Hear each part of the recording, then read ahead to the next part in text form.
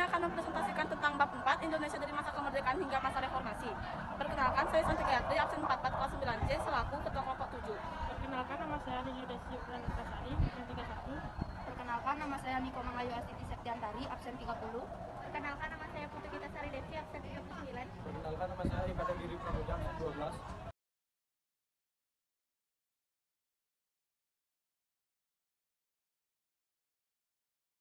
Dengan nama pengajar yaitu Dr. Putu Eka Juliana Jaya, SE, MSI.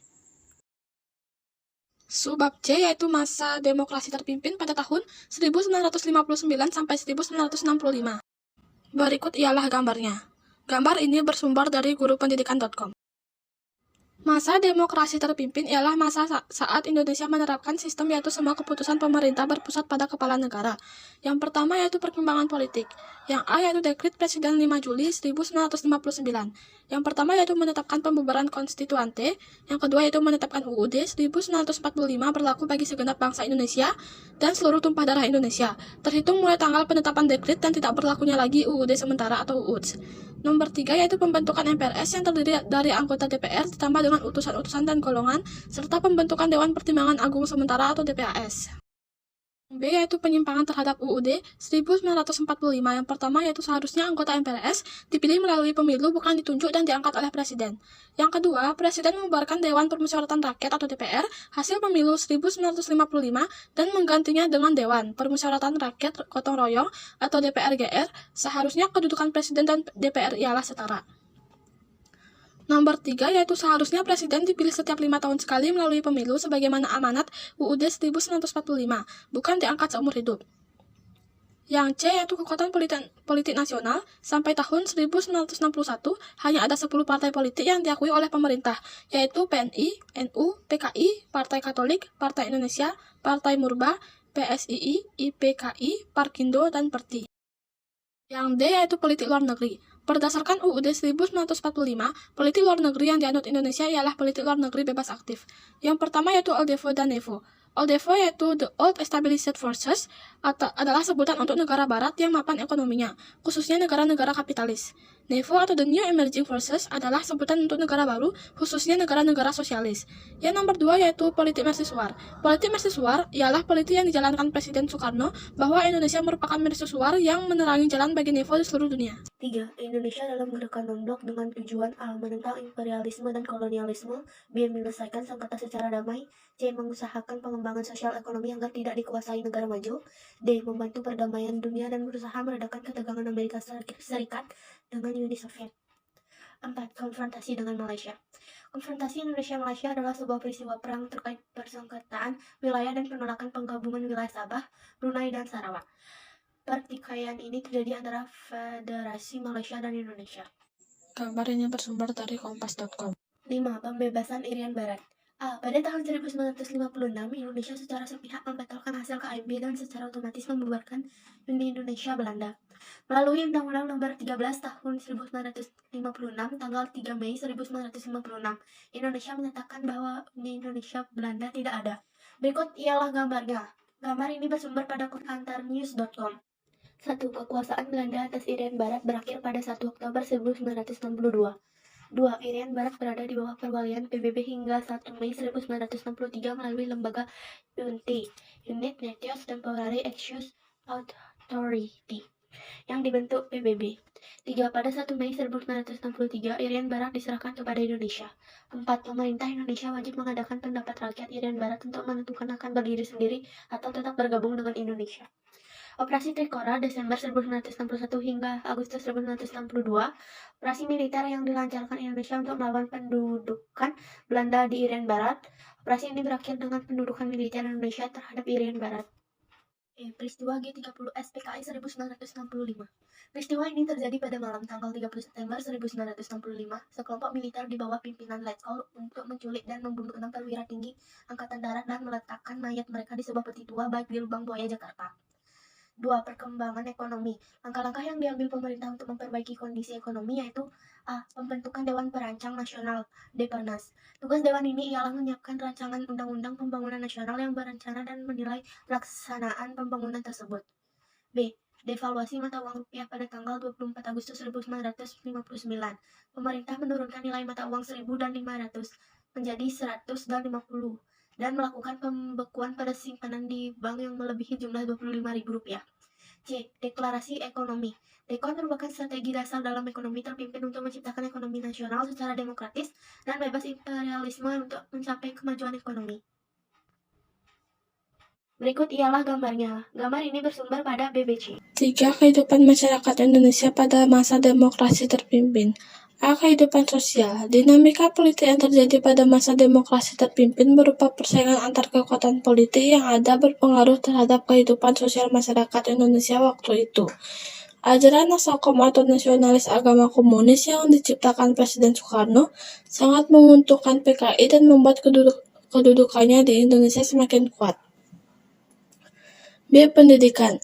Tercatat pada 1961 telah berdiri sebanyak 181 buah perguruan tinggi.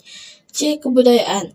Dalam bidang seni, muncul berbagai lembaga yang dibangun oleh partai politik seperti Lembaga Kesenian Rakyat milik PKI, Lembaga Kesenian Nasional milik Partai Nasional Indonesia, Lembaga Seni Budaya Muslimin Indonesia atau Lesbumi milik Nahdlatul Ulama, dan Himpunan Budayawan Islam milik Masyumi. Sebab D yaitu masa Orde Baru pada tahun 1966 sampai 1968. Gambar ini bersumber dari kompas.com. Masa Orde Baru adalah sebutan bagi masa pemerintahan Presiden Soeharto di Indonesia. Masa Orde Baru berlangsung dari tahun 1966 sampai tahun 1998. 1. Perkembangan politik. A. Super Sembar, tanggal 12 Januari 1966. Belajar mahasiswa. Masyarakat mengajukan 3 tuntutan rakyat Tritura yang berisi 1. Bubarkan PKI, bersihkan kabinet Dwi Korah dari unsur-unsur gerakan 30 September, turunkan harga. Guna memulihkan keamanan negara, pada tanggal 11 Maret 1966, Presiden Soekarno mengeluarkan surat perintah kepada Letjen Soeharto untuk mengambil tindakan dalam rangka memulihkan keamanan dan kewibawaan pemerintah. Surat itu dikenal sebagai Surat Perintah 11 Maret atau SP 11 Maret atau Super Semar. Isi Super Semar adalah pemberian mandat kepada Letjen Soeharto selaku Panglima Angkatan Darat dan Pangkop Kamtib untuk memulihkan keadaan dan kewibawaan pemerintah. B. Penataan stabilitas politik. Langkah-langkah yang dilakukan untuk penataan stabilitas politik antara lain: 1. Pemulihan politik luar negeri Indonesia bebas aktif. Ketetapan MPRS nomor XII MPRS 1966 tentang kebijaksanaan politik luar negeri RI bebas aktif. 2. Pemulihan hubungan dengan Malaysia. 3. Kembali menjadi anggota PBB. 4. Ikut memprakarsai pembentukan ASEAN. C. Penyederhanaan partai politik. 3. Kekuatan sosial politik, yaitu 1. Partai Persatuan Pembangunan atau PPP, yaitu gabungan dari NU, Permusi, PSII, dan Perti. 2. Partai Demokrasi Indonesia. 3. Golongan Karya atau Golkar. D. Pemilihan umum. Selama masa Orde Baru, pemerintah melaksanakan 6 kali pemilu pada tahun 1971, 1977, 1982, 1987, 1992, dan 1997. E. Pedoman Penghayatan dan Pengamalan Pancasila atau P4.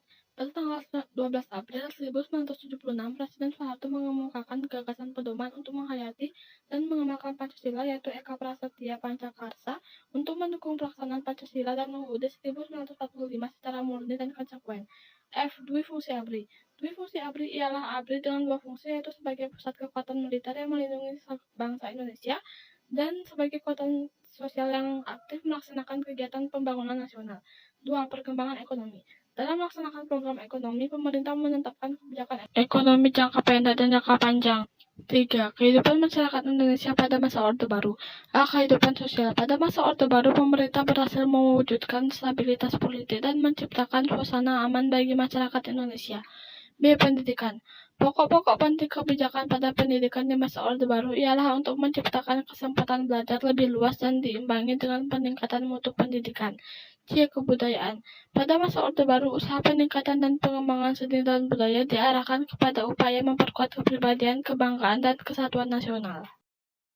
Sebab E yaitu masa reformasi tahun 1998 sampai sekarang. Gambar pertama yaitu bersumber dari sukamembaca.live, gambar kedua bersumber dari ID Sejarah. 1. Lahirnya gerakan reformasi. Pada masa Orde Baru, pemerintah berhasil mewujudkan kemajuan pembangunan yang pesat. Namun kemajuan pembangunan itu ternyata tidak merata. Demonstrasi mahasiswa berskala besar terjadi di seluruh Indonesia. Tuntutan mahasiswa dalam aksi penurunan harga sembako, penghapusan monopoli, kolusi, korupsi, dan nepotisme KKN, serta menuntut Presiden Soeharto turun dari jabatannya.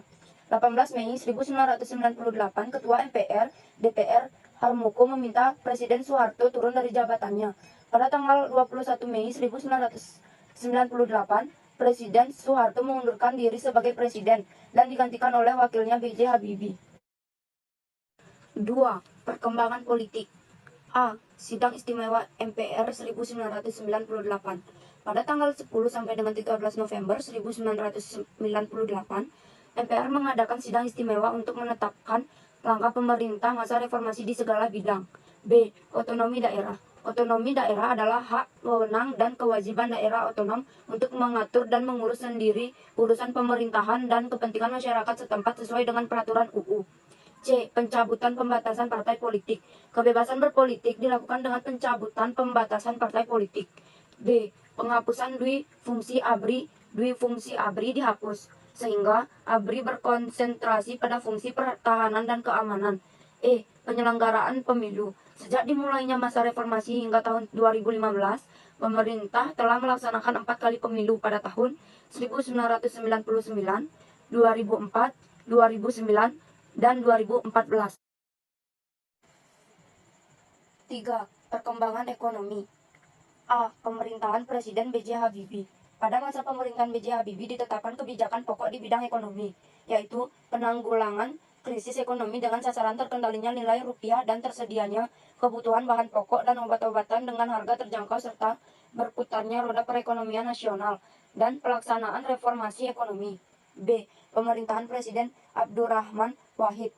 Pada masa ini, kondisi ekonomi Indonesia mulai menunjukkan adanya perbaikan dan kondisi keuangan sudah mulai stabil. Namun, keadaan kembali merosot.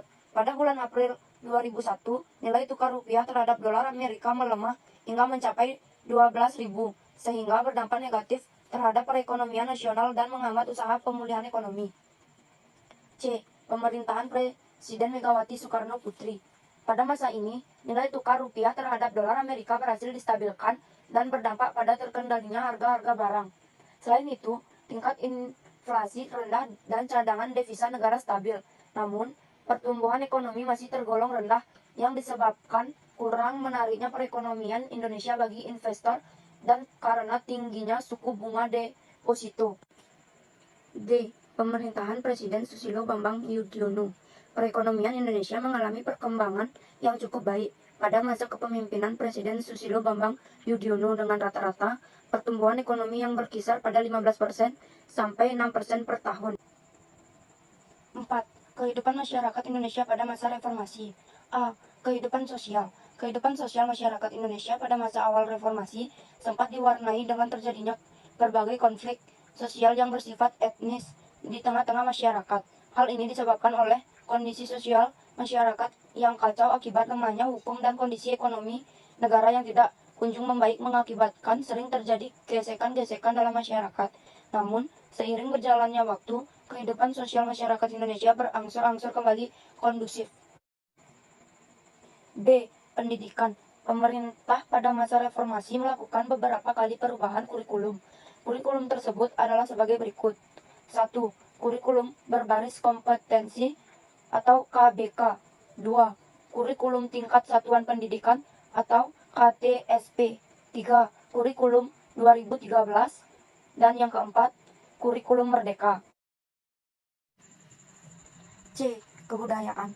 Dalam bidang kebudayaan dilakukan upaya pelestarian budaya dengan mendaftarkan warisan budaya Indonesia ke United Nations Educational, Scientific, and Cultural Organization UNESCO atau Organisasi Pendidikan, Keilmuan, dan Kebudayaan Perserikatan Bangsa-Bangsa. Kesimpulannya ialah di Indonesia terdapat beberapa masa, yaitu masa demokrasi terpimpin, masa Orde Baru, dan Masa reformasi dengan terdapat beberapa peristiwa sejarah perkembangan politik, ekonomi, serta kehidupan pada masa itu yang berbeda-beda dan berkembang pesat setiap masanya.